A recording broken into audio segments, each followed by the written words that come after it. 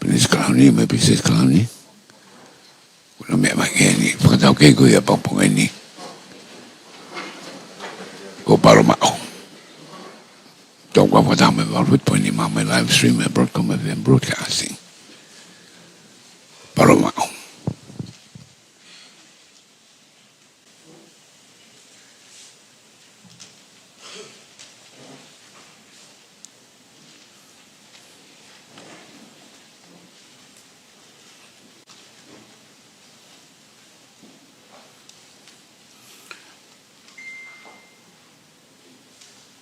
O tau whawhetai, hene ofa, pa mani kelesi.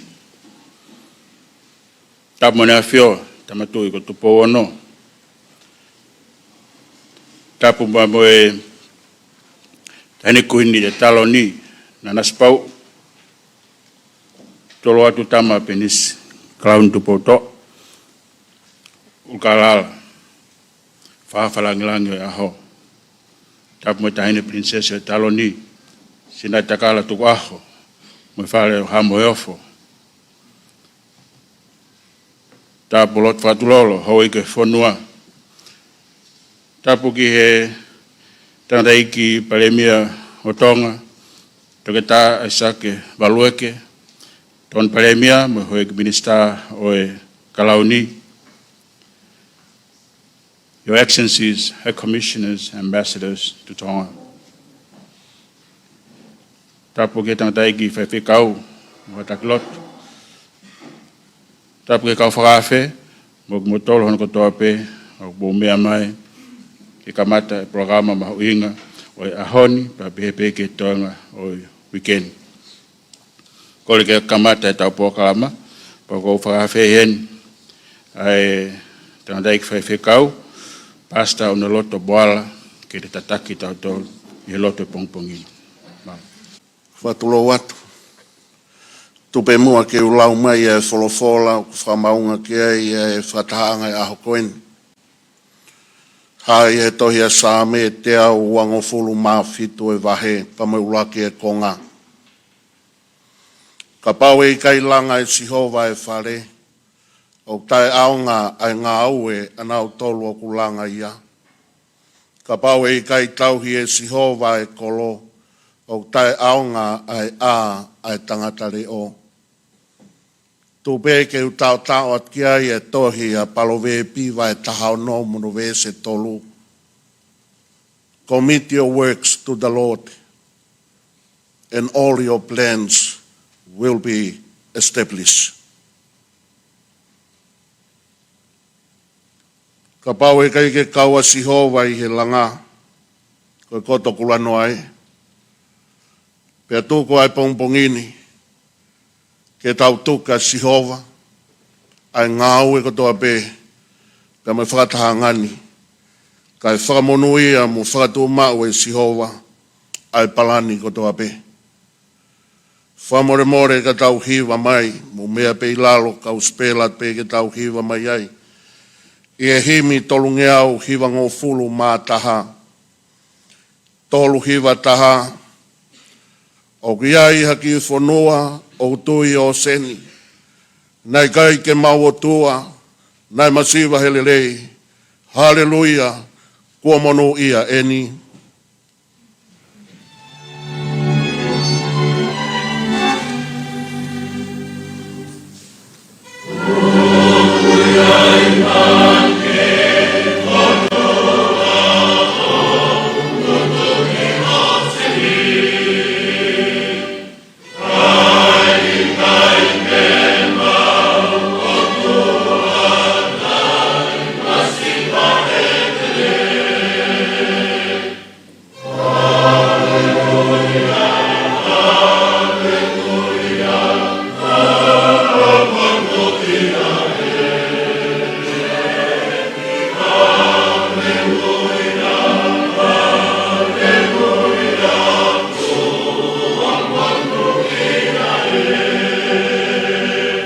Whaosio vesi tamatonga tu o ngaue, o koloa ke whamonu, lotu ki eiki maupe, kene poupou ki he lotu, o malui atu pou.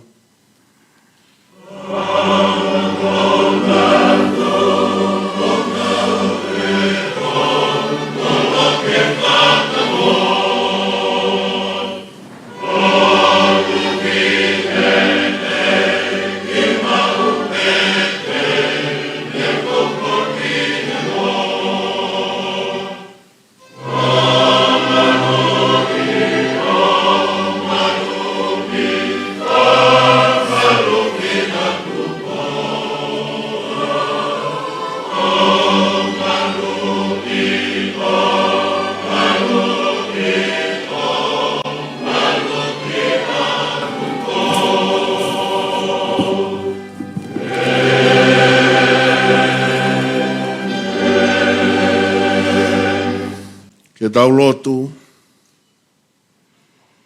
O tua koe mau tamai fungani alofa e Fiona.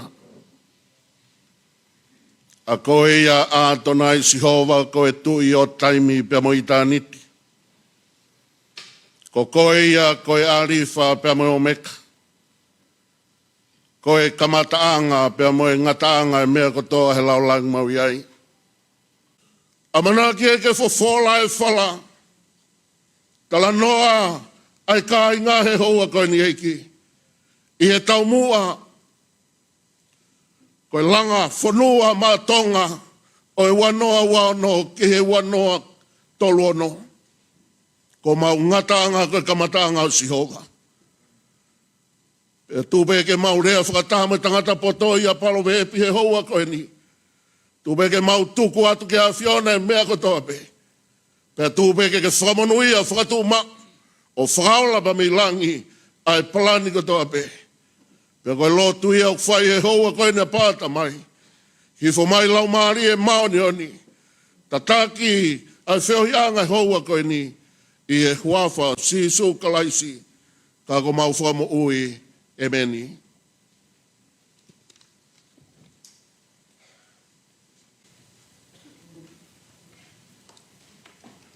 Malo. As you may have noticed, today's program and the rest of the week is bilingual to enable all our Tongans to listen and tune in to our program of the week.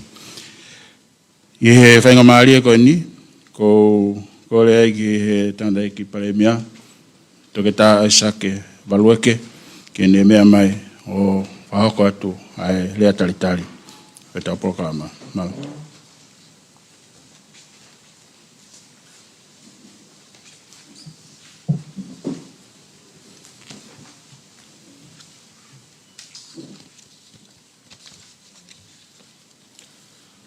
Ko whatape ke o tua mafi, koe o tua Tonga. Tapu mo e tui o Tonga, Tupouto'a ono. Pepe ke whatape ki he tahine koini na naspau. Whatape fo ki he Fakalakalaka, Highness kalauni, Tupouto'a Ulukalala. Pepe he pe mo e tahine princesi Sinaitakala. Pepe mo e whare hoa Moimoi. Whatape fo ki he sea wharerea mo e hoeiki. Wharerea pepe he ke hoeiki kotoa. Pepe heke kau whafonga o i kakai. Whatapu whoki kau minister o e nea whio. Pepe whuk whatapu ke ting motol ko toa pe si kau whafonga me ngai whanua muri. O tau heni i he pongpongini. Whatapu ke kau tantai whawhekau me kau takilot ko toa pe. Pe heke he tantai whanua me whenei whanua o Tonga. I he tau heni he pongpongini kai ngata pe o tau tolu ko tau heni. I he whareni ka pehe ka tēnā tōlko tō pe unau kaumai. Kai ngata pe i tongani pe mumuri. I he whatongia pe mo e whataha i pongpongini. Kai ngata ki he motua koe ni ke o atu ai taitari. Loto whiawhia mo hounga. Ko hi ko i hanga he o tua o whakahoko ai pongpongini. Ai polkalama na tau whatu mi he kohirika ku tau whakatuota ki tau tolu he honi. Ake ne whakoloa ai whakalangi, Highness kalauni Tupouto'a Ulukalala. Kada mea mahe pongpongini, ke hufi, pake ke tā whakakoloa, aki ahono whataukei, pa moe polkalama o e pongpongini, aia aku kamata atu mehe ahoni, o au ki aho whanglai te. Pau pehe ai taritari whiawhia mo loto mawhana ke wheituna. Tahine tamisi Highness kalauni, pa pehe ki he tahine princesi Sinaitakala. Iho mo tuku taimi ka mo mea mai, kuhi ke whakoloa, e ngau e langa whanua, hau mo whanua. Pea kui kai harea wheu ngai, ke whakafofonga iat ki mau tol kotoa, ai whawheta, ke uhi, ko mo mea heni i he pongpongeni. Ngai whukupa mo e whawheta, mo e whakamalo ke te mo tol hou eiki, pa pehe ki mo tol kotoa pe haa mata pūre, pehe ngai whanua, o tau ngā au e whengai ak pa mo e whanuani mo Tonga, e ngai proklama ke heke, pa pehe mo mo tol kotoa pe, te tuku mo taimi ka mo mea mai e pongpongini, ke tau iheni, ke whai ai tālangai, ka haa e mea e toi pātolo haki ai, ai ngā au e ka uhi koilerei ai whanua, pa mehe a honi, ke tau hong fulu ka hoko mai. Whawhetai malo i ngā au, ngai feitu ke na mo fai fatongi ai, ma e fonuani, o kwai whamalo la. Koe ahoni, koe tau toi hange pe tau foki mai ke apeni, ke he whare whakataha koe ni, o hange pe, koe tau toi foki mai ki loki ako. Tau nofo mahen, tau whakataha he ni, ko hi ke tau visone whakataha, pe tau mis whakataha, pe tau whiwhiri whakataha. A ngai whanonga na tau whau mai ai, e tau e hongo fulu ko hiri, pe tau whatu ai, hakaha, e tau hongo fulu ka ta hoko atu. Ai o hanga mai pe mei mua. Ngāri nā ku whewhe, tau whie whakaukau ki he kaha o. Ko hai kune ila mi te taha ka hoko mai. Kau tau whalala pika tua mawhi koi, e tene whai ho tau tāke ki nā, e tau e hongo fulu ka hoko mai. Kai whoka tau o mai pe o mis, pe tau mohe mis, tau anga pe ke he mohe misi, hu whangai whakatapu, tampinis kalauni. Pe te lahi pe te whakaukau ki hame, pe te mohe ki tā sio ki ai. Paka te sio ki ai, aha pita pongpongi, ngā loi. Ka koe hone koe mis koe ni, ko ha mea u tau whakaamu. Ke a tonga mai. Ka mata he whanonga koe pia kai ngā tau ngā ue. Paka ngā ue koe ati tau ngai whakataha. Kei ke lawa purea ngā ngai whakataha. O whai whatake whatongia koe ni. Ko ka pau e ngā tuku mai ke purea ngā koe mau pehat be taimisi, tambrinis, koe ke lawa mea. Ka koe tau kau kātoa. E lawa e fu mea lah. Pia lawa e tonga u tau omanaki ai. Ko ha tonga u koloia. Whanua tāpu e ki nai nia he o tua. Tonga pe ke tu, tau whaha whatongia. Koe, pēra tari whiawhia ki mō tōru e pongpongini. Whatawanga pe o tua mawhi, kena kei tāmpu e kena e pia tonga, ai nea whio, pamhono kakai. Hoko pe tau langa, Fakalakalaka. E kei mua e pia tonga, ai o tua mo tonga ko hoko tofi. Pa kei pāha tonga ke pe tau whalala, pa mone tau hiu ne whaima te tau tōlu. O pehe tau, tau amanakli rei ke ka. On behalf of His Majesty Government, I would like to extend a warm welcome to all of you for taking time to come and to be with us here this morning. Thank you very much for all responsibility you have undertaken in your respective duties, in your respective organizations. Now it's about time to come and reminisce and also imagine and dreams how we have come about and come along to this point of time, and also how we can envision ourselves going forward for the 10 years. Even though we don't know what will happen the next 1 minute, but we have the belief and faith that God will be with us, able to bring our ideas together, so be able to make a better Tonga going forward. So I'm very looking forward for all your participations and also your commitment, not only in the words, but also in the actions, in implementation of what we talk about this morning. Ko ia koe ai whamalo, pa mo taitari, ki mo tōnhon kātoa, ki ta whaamu, ki whatahalere i ahoni, pe au ki aho whalaite i weekend. Pēr ai whakahoa, kau te nau atu. Mala.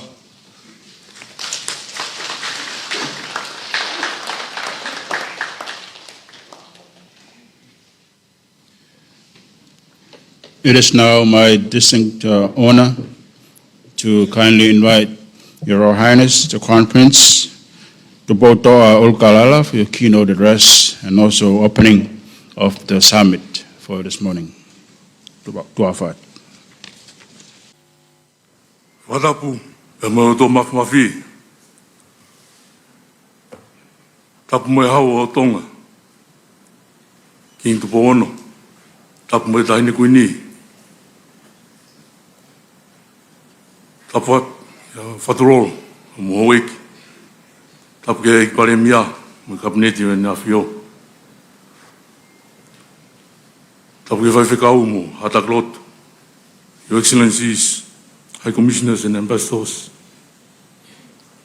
Tapu ke kau whawhe, ka pehe ke tonga kotoa.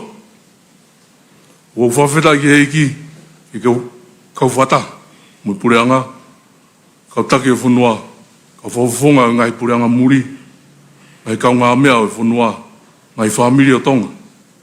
Pea muka kai kotoa pe e whunua, iono whawhola e whala, kai tala noa e kai ngā, whika aku mo langa whunua ma tonga, ki tau hongo fuka hoko. Koe kawe inga, ki tau piki piki hama, ki tau hi o tau tofia, ki a tonga koloa ia. O whamau ingai, ai whetoko ni aki, o whetau i aki, o tau tofia, ki lelei whakalukfua kakai whunua. Koe tau kakai, ai tofia fisfis mua a tonga. Pea koe whinangalo pe ia e o tō mafu. Ai au nau tolu, ai whakaukau, roto, mo iwi, ke ngāue, i ono tauhi a towhia, o tau whema, mo whakaanaua ke hoko mātonga e kāu.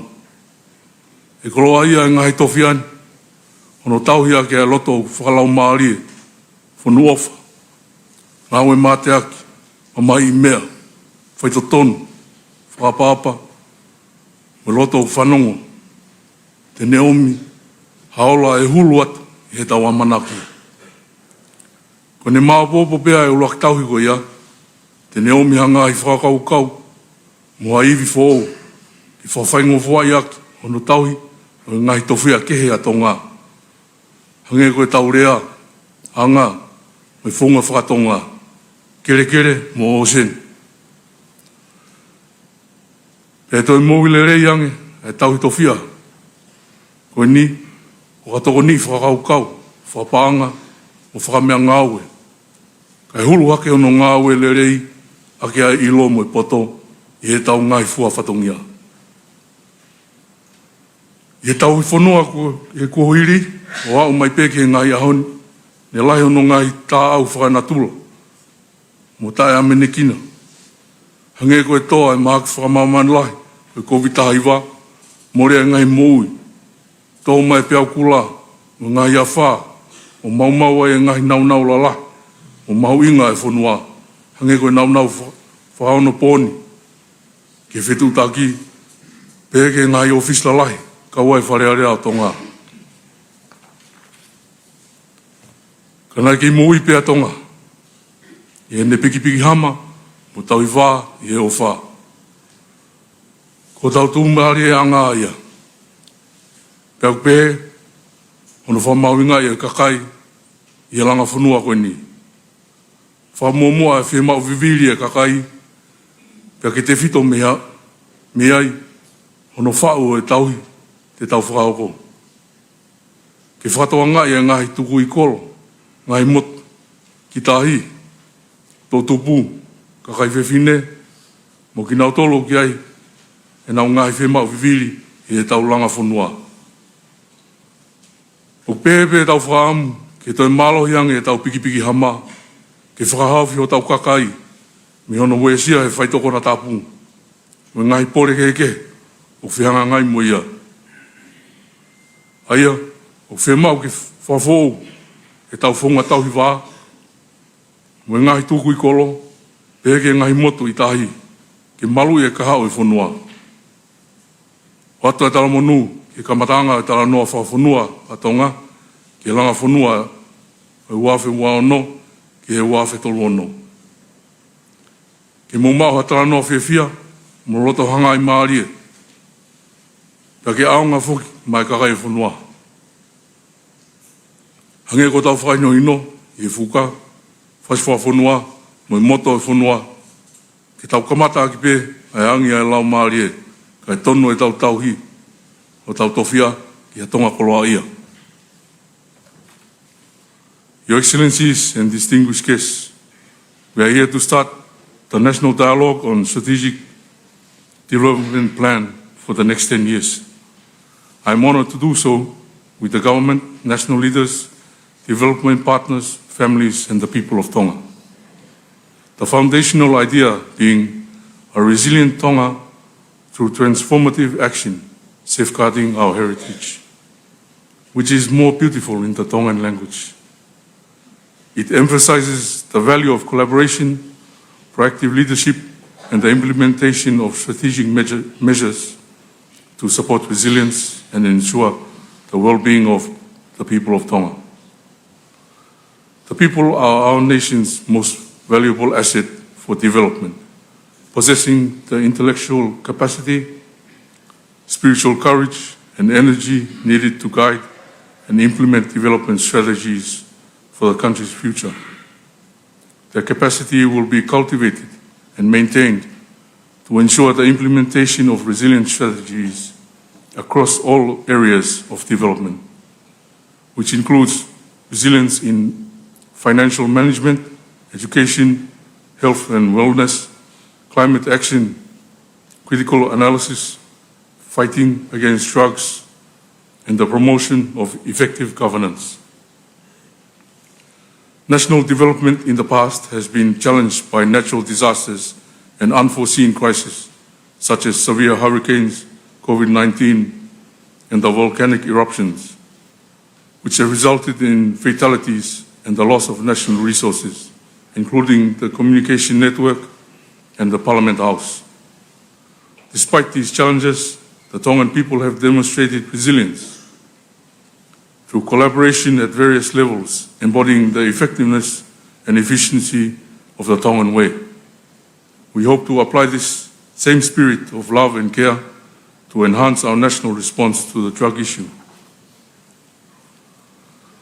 But Tonga's future is not solely defined by environmental challenges. It is also shaped by the needs of our people. We must confirm that every Tongan has access to quality education, healthcare, and a way to make a living. Empower our women, youth, men and women with disability, people at the community level and outer islands, to invest in their skills and provide them with the tools they need. We recognize the need to renew our commitment to community engagement. In summary, we go into this knowing that ultimately it is our faith and our ties with each other that keep Tongans resilient throughout challenging times, to know that each of us is considered and the work we do is tied to a bigger picture and a higher purpose than ourselves. May God speed.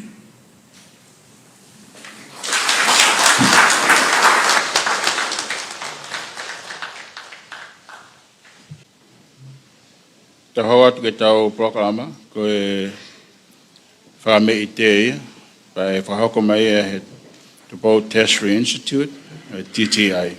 Malo.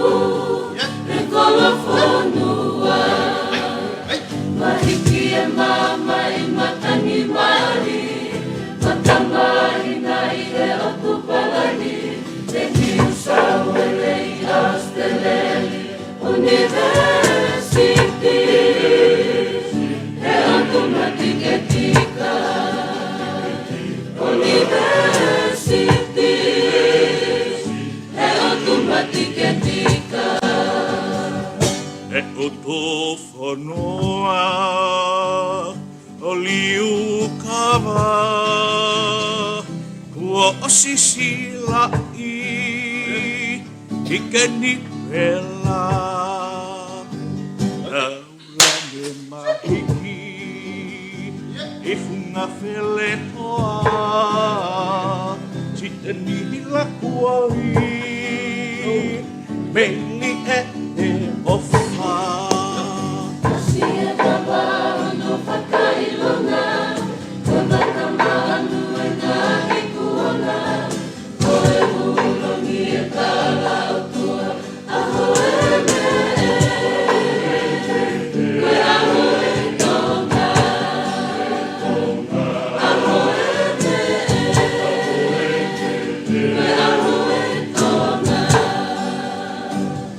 Le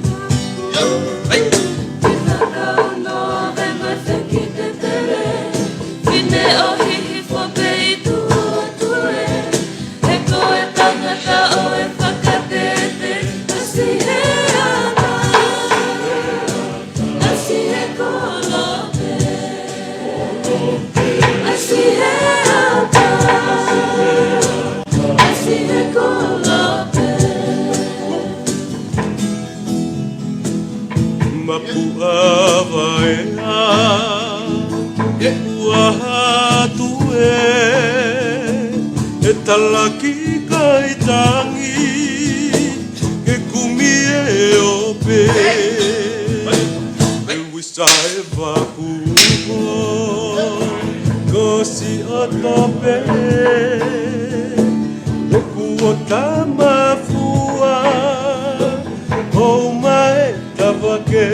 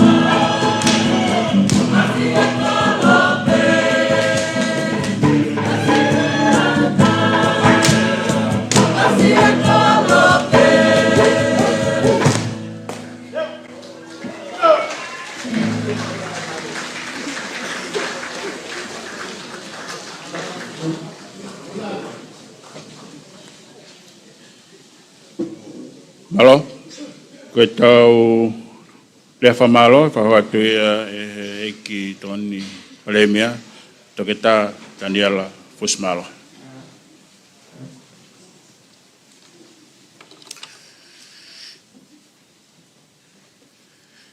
Ko kole pe tampiniski wha malu atu pe I he ngai whakatapu o osi hono a whaki ho pangai.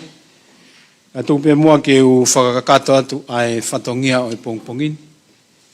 Hono whakahoko atu a lea whakamalo o whafufunga I atu pe ai Palemia kai uma ai kabineti. Pe moe pule anga whakaluku fua. Ko hiko e mahu inga o pongpongini. Ka moe ngawe o amanaki ke tau whakahoko I he toenga o weekeni. O makoloa ia ho o mea mai ke whakakoloa ai ngā weni. Pea mo ke loto tō ke tau kau ngā tō o fohe. Pea moe whitu ona I he ngāwe mahu inga ko eni. Hono whotutu o ha Palani ma ai whonua. Ko ha Palani o ku lelei e iku lelei pe. Ko ha Palani lelei ko e Vava'u o e ngāwe o whakaamu ke whakahoko ko os whakahoko ia. Ko e mahu inga ia o e pongpongini I ho mea mai ke whakakoloa pea kau mai ki aiba mo ngahi kupu ngāwe kehe o e whonua ko e uhinga ko e mahu inga o hono whotu havi sone mo ngai kaweinga ngāwe ke tuli fua ki ai e tau Fakalakalaka. Ko e Palani he whonuani tampilnisi o kuia hono historia loloa. Nai kamata hono whotutu o e Palani ai whonuani I he tahahiwa ono nima. Nai ngawe mai ki ai panke Fakalakalaka ai Asia ki hono fuafua whao. Ha Palani Fakalakalaka ai whonua I he tahahiwa ono nima ki he tahahiwa hiwa noa. E nai ui pe ia ko comprehensive 5-year development plan. Pena ngawe mai ai panke a Asia ki hono whotutu o hangahi Palani o au ki he Palani hoko e nima. Mi he tahiwa ano nima ki he tahiwa hiwa noa e nau whotutu a ngahi Palani ko ia. Nai whakaukau lewa e pule a ngā I he tahiwa hiwa noa. Ke whewhe mua ke wheinga pe ia ke seti hane visone. Mo ai hane ngahi kaweinga ngāwe. Mena e potu ngāwe ai pule a ngā nai ui ko Central Planning Department, ko potu ngāwe Palani, Nai whakawhatongia aki, hono whakahoko e ngahi Palani, pa mohono hoko atu. Hoko atu, a hono whao o ngahi Palani ma ai whonua. Ma nai hoko mai ai, ai potu ngāo ko nipa moi pule a ngā, hono whao ai Palani whika ono, whika fitu moi whika walu, i he taki tau e tolu. Pia nai ui peia i he taimi ko ia, ko Strategic Development Plan. Ko nea mai ke he ahoni, ko hi ko ngahi fil ke he pa mo ngahi palopalema ke he mo whi au pa mo whonua. Nai hoko mai ai pule a ngā ke whau ha ngahi Palani o toi lo ange. Palani o toi loto ange, ko hi ko ngahi palopalema o whekuki pa mo whonua. Nai kamata ai i he tau awhi manima, ki he wanoa tahanima, ai fuafua Palani ki ta wanga maheni ki ai i he ahoni, ko Tonga Strategic Development Framework. Ko lawa Palani uluaki i he awhi manima ki he wanoa tahanima, o tau sio i he ngahi lelei, kua utu e whonua i he Palani ko ia. Na tau hoko mai ai ki he wanoa tahanima, ki he wanoa wanima, ki he Palani TSTF a honoua. Me he tahiwa no nima ki he tahiwa hiwa noa, i he tāki e kina e he ngai Palani nai whau e he panke Fakalakalaka a Asia. Na e lawai ai ngahi ngāwe lahi, i hono Fakalakalaka, o e ngahi ngāwe la lahi ki he wafu, ko e mala e wakapuna, ko e halapule anga, ko e ngahi miau whikawak pia Moimoi, moe ako, ko e ngowe, moe tautai pia moe taki mamata. Ana ngo ia e whonua ai tupulaki whakaekonomika na e lelei. Na hoko kātoa ai ni i he taimi na i he talo ni ai. Ai la āko o unga whonua ko king tau whaahau Tupouto'a. Na hoko mai ai pule ngaki he ngāwe ke he hono whotutu e ngāwe e whonua. Na ka mata ke hā sino mai ai ngahi palopalema te tau whekuki moia i he ngahi tau ka hoko mai. Au tau whamalo ki he ngahi whonua na nau tuu mai o ala nima ke tokoni ma ki tau tolu. Au tau whamalo he pongpongini i he e nau i heni. Mai puleanga Piltania, mai puleanga Australia, pe foki he puleanga New Zealand, puleanga Siapani, ka umaha puleanga Siaina, ko puleanga Fakataha European Union. Na nau ala nima mo nau luku, hangahi mea ke tokoni mai ka ki tau tolu, he na nau lawa pe o sio ki he ahoni, pia moe ahoni ki he kahau, e iai e ngahi whakatamaki e toi lahi ange, e whekuki pia moe whonua. Kawai e tau hangatu ki he ngahi, ngāwe ke malu i ki tau tolu, me he haa o e whiliwaki ai ea. I kai ke ngatai, ka koe tau i, ai mahaki o kupuke ai e toko lahi koe NCT. Koe whaito o Tonga-tapu, ene hake uta ho tau whonua. Koe alu ke lahiange e whaihala. Koe ngāwe ki he whōpaanga ho tau whonua. Koe whie mau ke tau toi malu i leleange tau tolu mo whewhekaange e mea tau mau. Ke tau lava malu i ki tau tolu me ngai whaingata a whakae natula. Nau lava atu i he wike ua ko osi. Osio i he wahenga e ua koe wahenga e ua pa moe wahenga haapai. Ko kulere peo whai e ahi i he whekau a eik parebian pa moe kabineti ke usio ki he tūkunga o e nofo. O toi ke wau ki Vava'u, pa toi ke wau ki he ongo ni wa. A koe mau ahi koe ni pa na mau wai ki he otumotu i ke walu, i he otumotu haapai. Pa mau sio lele ai ki he ngahi mea u whepaki. Pa moe kakaito o lahi nau nofo mamao. Me ngai whitu o ku tuku tonu ai nau wa mo mea o amanaki ke whakahoko ake e Fakalakalaka. O ko koloa ia he pongpongini ki whaete whakamalo koe ni ke te ki mutulu ku moi heni. Ngahi kupu ke he ke. Oi whonua. Ngahi NGO. Koe kau taki ngā ue i he ngahi kolo. Kau fisa kolo. Koe kau pule whakawahe. Koe kau ngā ue i he otumua. Kau polisi. Koe kau tau e nea fio. Koe kau nesi. Koe kau toke tā. Mo ki mou tolu ko toa pēu mou tuu i mua. Ke malui ai kakai oi whonua miha ngai whaingataa e hoko. Koe ngahi while nia u amanaki ki tau whihanga hangai i he tau e hongo fulu ka hoko mai. Kakapau e kai ki ai ha Palani lelei. havi sone lelei, mo hangai kawenga lelei. Ke piki kia e tau whanonga, pai lama peke tau he. Mo mole noa ho tau kakawa, i he whakamole i he mea, e kai pe aonga ia kia te tau. Pakutui ko e ahoni ka inga, mo tolko ta pe mo mea mai he ahoni, ho tau tala eni ki he aho e whaka hoko mai. E ke hepe palani lelei me he palani whakapoto-poto. Ka ku moui heni ke tau whau e mea e ua ko ia. Ai palani o ku whakapoto-poto, moha palani o ku lelei. Ka palani o ku whakapoto-poto, ko ha loto to. Ai eik pare mia pa mo e kabineti, pa mo e kau whakafofonga o e whale e lea, mo ki nau tolu whai whatongia ma ai kakai. Ke ai hataimi ke nau whanongo e. Ke nau whanongo atu ki a teki mou tolu, ko e haho mo ngai whie mau. O kai ko e tonu mau pe e mau ko e mea ia o mo whie mau. E tonu ange, pa whakapoto-poto ange, ke tuku hataimi. Ke mau whanongo atu ai ki o mo ngahi leo. Pa ko tui ko e uhinga ia o e aho e whahe ahoni. Mau koloa ia i o mo mea mai, ke tau kaunga kau, hono whataki mo to o fohe. Ai whatongia mamafa koe ni ke he pule anga, hono whau hapalani, ke malu i aki ai kakai e whonua, me he ngai whiri lahi, o ku amanaki, ke tau whehanga hangai mo ia. Kai keha tau mea tau tolu e mao. Ko e tau lotupe, pe mo e tau whalala, ki ho tau iwi, ke tau lama peo whai e mea, ke lelei ka te ki tau tolu, pe a tokoni mai e aki nau tolu. Nau whia tokoni mai ka te ki tau tolu. I he hala whanonga whai ngā taa, o e tau i hongo furu ka hoko mai. O whamalofu ki he chi ai, pa mo e puanga Australia, i nau tokoni mai ke whakalele, ai o wau ko ia o e pongpongi ni. I'd like to say a few words in English because of non-Tongan speakers who are here with us this morning. We are very grateful that His Royal Highness, the Crown Prince, is here with us. A good indication of the commitment by His Majesty and His Royal Highness to participate in this exercise that is set for this week.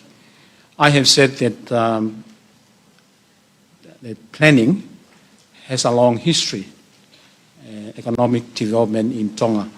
It goes back to 1965, and I'd like to acknowledge the effort in the beginning by the Asian Development Bank to prepare the first 5-year comprehensive development plan for Tonga. And subsequently, they produced 4 other plans. So in total, they prepared 5-year comprehensive development plans for Tonga, running from 1965 to 1990. But at the same time, Tonga saw other countries, other development partners coming to help to achieve the vision and the objectives that were set in those plans. And we are very thankful that you are all here this morning, the British government, the Australian government, the New Zealand government, the Japanese government, the People's Republic of China, the European Union, and other countries of Asia and Europe who were willing to provide resources and provide assistance towards achieving a vision that has been set and a number of objectives to be achieved during that period. And these were all happening during the reign of His Majesty, King Tupouto'a IV. Subsequently, the Tonga government wanted to prepare its own plans. It cannot continuously rely on others to prepare a plan for them. So they decided to produce a series of strategic development plans, which was from 1990 to the year 2005. And they prepared Strategic Development Plan 6, 7, and 8. Because of the new challenges that Tonga is facing and will continue to face in the coming decades, the government wanted to change the way it plans and look beyond the 5-year framework to a longer term and hence the preparation of the Tonga Strategic Development Framework 1 in 2005 to 2015, and then the second one from 2015 to 2025.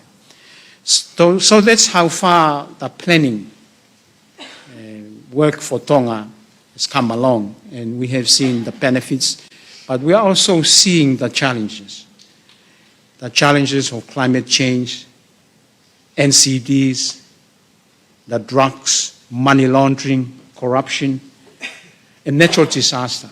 And that is what we need to prepare for in the coming decades. And today I'm very thankful, and I represent the Prime Minister and Cabinet in thanking everyone who are here, the frontliners, the heads of the ministries and departments, police officers, nurses, doctors, who are at the front line trying to serve the people of Tonga, town officers and district officers, and everyone who is here. A good plan will end well. But at the same time, we need to sit down and think about those who we serve. And that is why this morning is very important, because the Prime Minister and his Cabinet has decided to give anyone who wants to raise a point or come with a good idea because of what we are going to face in the next several decades. And the next 4 days will be a forum for everyone. We will say what we think, but we will also listen to what you say. I have visited 2 districts so far, and the Prime Minister had asked me to do so. I have visited Ewa and I have visited the islands of Hapai. I'm yet to visit Vava'u and the newest. But so far, I have seen people who need help. I have visited 8 small islands in the Hapai group, and I have seen what they face every day. And I think they need a lot of help from the government. And that is one of the reasons why we are here, is to make sure if people are out of sight, that is all right. But make sure they are not out of mind. We remember them in our plans. With those words, I would like to thank everyone else who are here, former Prime Minister and the members of Parliament, and all those who are here for this morning's, the Reverend who said our prayers. And I'm hoping and would like to see productive and fruitful discussion during the next 4 days. Thank you very much.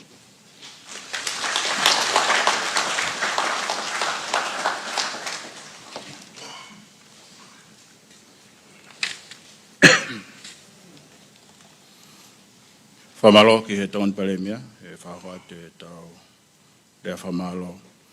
E rene e whahoko e tau lotu tuku, pau kore peke titi ai, ke ne whai mai e Fakafonua, pe a hiriko ia, e mea te tama plenisi, pe e tahine prinsesi, ki he holding area pe I mui. Ka ku whawhia mo tolu ke te tau imista e whahoko I tua, mau ko ea pe toku mea ange, o tamaki e whahoko I tā.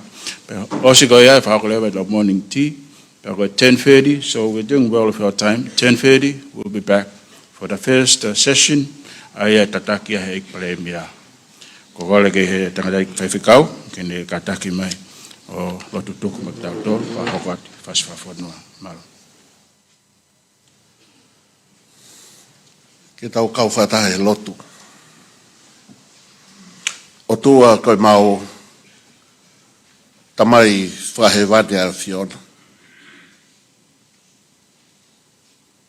Ko koe aho mau o tua pe me I taimi ki tāniti. A koe ia tona I Sihova ke tokai mānanga ai apongpongi me hea nea whi. A koe ia koe mau tamai o wawhio he lang.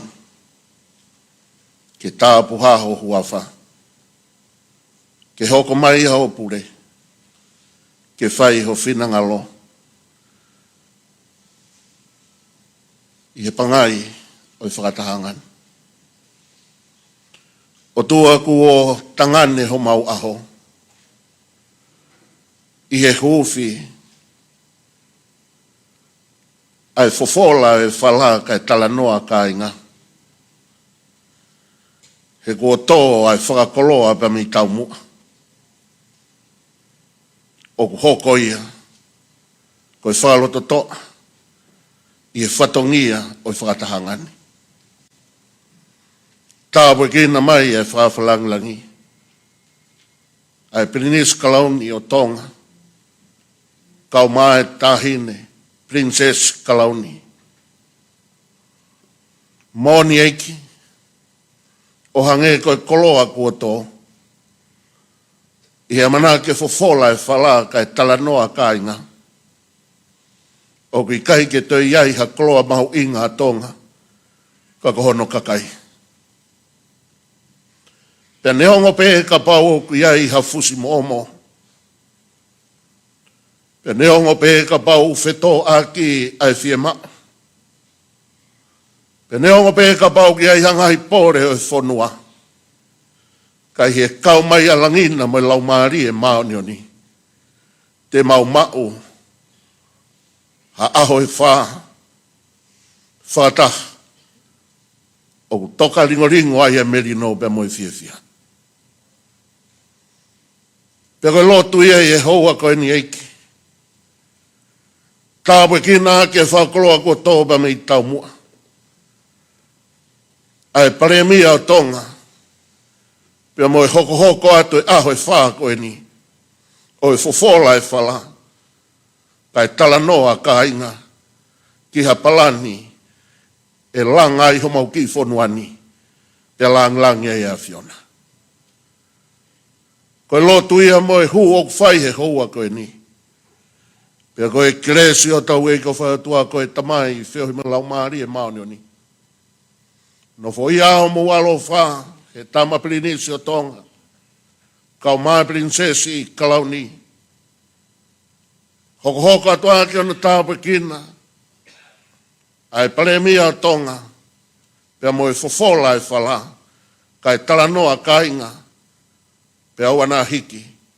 Kai whai peo tai ngata. E meni.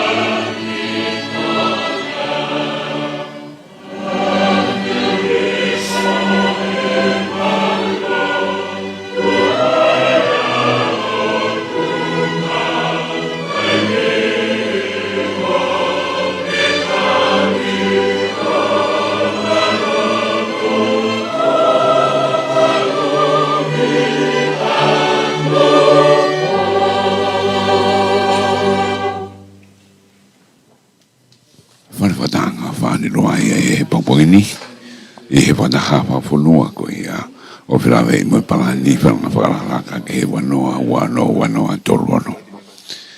Ki marolo ko ia i tamini te pe foki e live stream ko ia ai Broadcom broadcasting ai ke marolo ai live stream ko i radio e foki ki ngai whanongongo ai to fok mai ki heni e Fakataha be of ki ai to lahi abitana dolu kuna heni fonu hake pe ki tu ki lounge ko i tua. Pek mai launga me kai ki nau hao mai koe ki speaker ki nau whanong ki ai. Koe whotua ke he ngai me lere koe utau e tawhaki ka pa wawao le jo whaapa ki warwhitpo ni ma whaapa mai ki nau whanong atu. Anau tolu kai whai ai whirongoa ki mana tolu na whotutu e Fakataha. Na whenga maaria ngi hongi ka whotu mai tō tā ke hiki ki a bak marunga tonga ke nau whare spoti o kata ke kau ke hao koto. Kai e whai tawhaki a koe ia. Warwhitpo ni ma. Lera tu be ai le jo i tai ko fa Fakataha tai marolo be ni e foki ai ki Viglani house ka go live stream e hoko ai ko ku i fa tinga to me heni ai ka nga ko ia ai Broadcom broadcasting ki go fo tare tu fu be ka me sake fa mo ki o ko be mo albat ki sina ka ma o kapita ta ka fua se ta fono be mo ia a ko to he hiwa ki fa ai o se fa e honi a pongpongi hiwa ke fa pe pe o ki a faraite ka ke te dawa tu te u wa fa tunga ke te u le ke ka hoko be fa mo ra le jo he hon fulu to no pe of ki ai